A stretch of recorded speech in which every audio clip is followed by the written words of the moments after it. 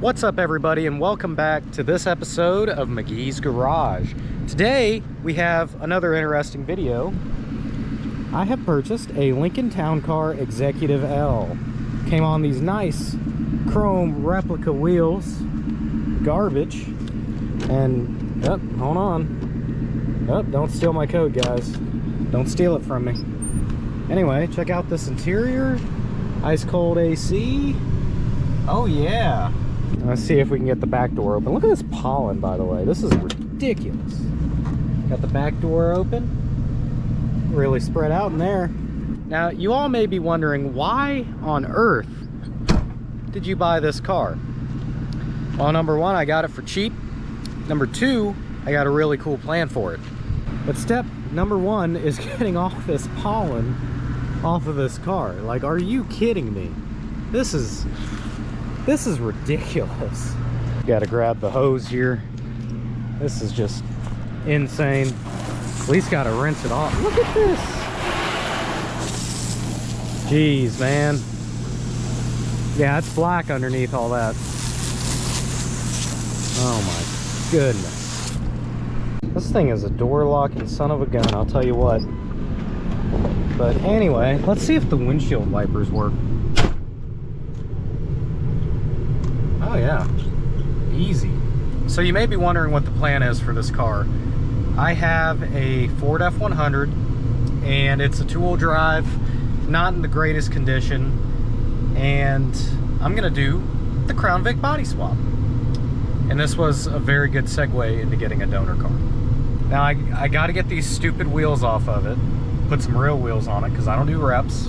Before that, there's one thing that I have to do.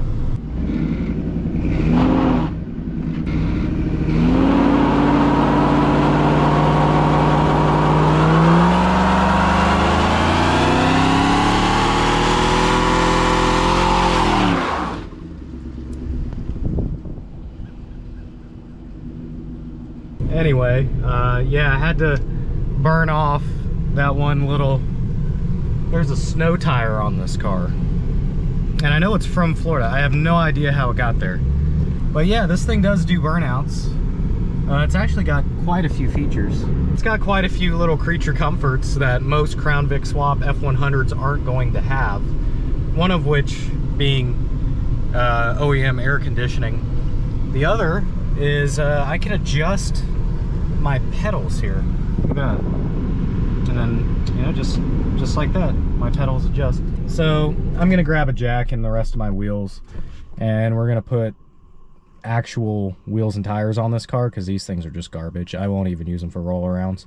Now we're gonna go to my outdoor wheel and tire stash and get some roll-arounds. This is why I don't throw anything away right here.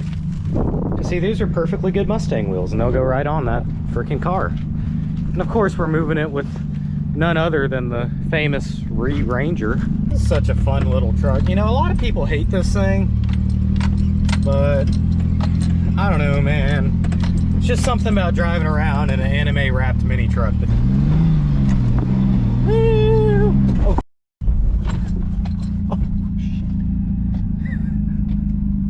Oof. Oopsie. A little too much cowbell. Oh man, I got my plate. Oh no. And the dirt and the scratches. Dang, man. Well, that's the stupid tax. Yeah, we're be fine. It'll be fine. That's the first time I've ever hit something drifting. That's wild. Got myself my turtle box. And I'm gonna listen to some tunes while I swap the wheels out on this car. So if you actually look in here, it looks not bad at all. In terms of front end parts, I do believe these are new. And somebody did go in the back and change them out, change out the airbags to coil spring. So, I mean, yeah, everything looks good. The rack's not totally leaking, and I think we're looking good.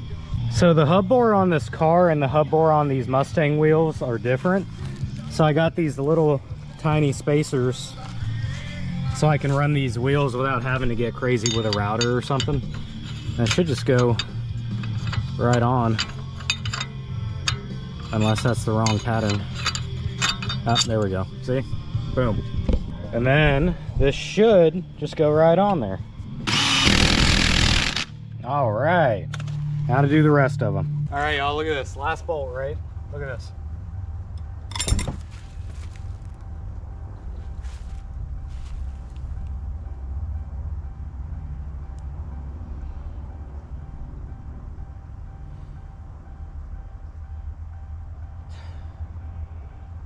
Now looks like I have an errand to run,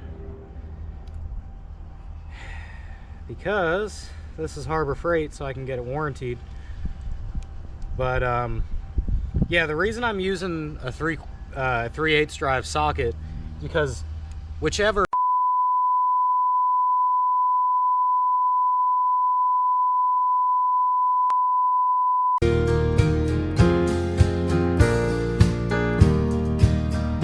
lug nut hole that deep and that small on it needs to be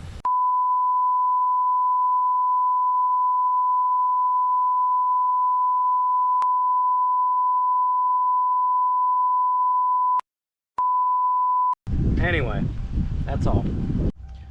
And as you can see, the 13/16 normal forge socket won't go in. So there's that. I can't get this one lug nut off. I don't know what the deal is with it, but it's kind of pissing me off, so I'm just gonna drive on it. I've heard, I don't know what the hell happened here, but I've heard from some northern mechanics, sometimes you gotta just leave it with one on and drive on it to get it loose, I guess. I don't know. We'll see. There is no freaking way that works. So look at this. Look at this screwed up lug nut I just pulled out of that thing. I don't know. Look at that. Original McLaren is going to be left by the time you're That's crazy. In terms of like a percent. So my fans may ask, dude, what are you going to do with that big, massive boat car? You starting a limousine service? And the answer is no. My great-grandfather already did a limousine service, and he ran Lincolns very similar to this one. Fun fact. Interesting full circle. Anyway, it's a very common swap to take a F100, an older one, of course, all of them, and you cut the body off of a Crown Vic platform car, which is just a 4-door Panther platform if we're being specific, and you cut the firewall and the floor out of the truck and you set on the firewall and the floor of the car, weld them together, and then you have a F100 that is lower. It has rack and pinion steering, coilover suspension, power disc brakes all around. It's way better. You get the 4.6, you know, and then, you know, some people, they don't go that far. Sometimes they just put the cross member in the front. I'll probably throw some photos of that or whatever. But that's like the same amount of work for like not much gain. Because, you know, I could just take that time that I would spend doing a cross member and the money, and I could just buy an entire car. That's where we're at. And they go, oh, you know, you guys like my filthy Frank voice, don't you?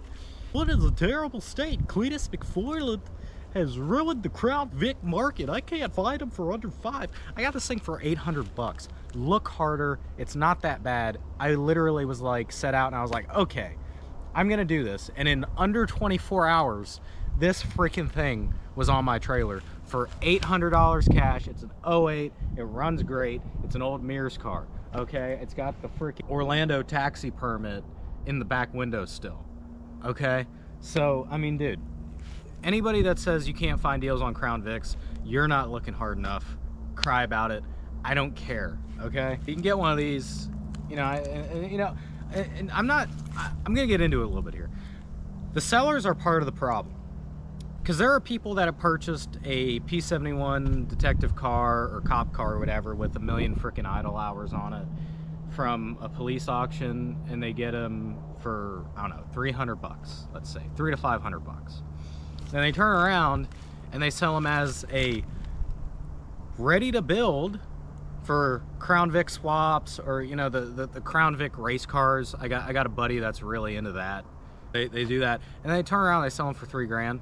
For an old cop car with 1 million miles on it. I mean, dude, for me, in the world of Crown Vics, this is my first one, and I paid 800 bucks for it. The seller was fine. I had the money. Everybody was cool with the price. You know, so you guys just, I don't know what to tell you. You guys just suck at looking, I guess. You know, you got the World Wide Web at your freaking fingertips, and you can't find a Crown Vic for under $5 grand. I don't know, bro. That rant's over. I think it's gonna be a cool little build for the channel. There's a guy that I have recently became aware of and have been in contact with. He has a YouTube channel as well. I'll link it down in the description. It's called Rad Fabs. Dude's super cool, really nice guy. I asked for some photos, he sent them to me. He did a small video and he had some close-ups in one of his most recent videos of stuff that I personally wanted to see. I really appreciate it. Go down and give him some love. It's pretty much the plan with this car that I spent an hour working on trying to get a freaking wheel off for some stupid reason. I don't even know why. You know, if I think about it anymore, we're gonna get into another rant, so I'm not going to. But yeah, that's what we're doing. And this is my donor truck. It does run. It's a 302 truck, but I don't really want the 302. I'd rather have the 4.6 that's fuel injected. Some guy put MagnaFlow exhaust on here, so that's pretty cool. Let's pop the door open here. Let's take a look under the hood. By the way, this interior is like exceptionally nice. I really like it. It's like kind of like a Mercedes almost. There's the motor. Everything looks good. It doesn't overheat. I've driven it around a little bit. No big deal. It's cool. We're chilling. Big chilling. But yeah, that's this week's video. Just, you know, showing you guys that I am trying to put into this channel a little bit and come up with new builds. So if you enjoyed this video, please subscribe, like the video, and I would really appreciate it. Thank you for watching, and I will see you guys in the next one.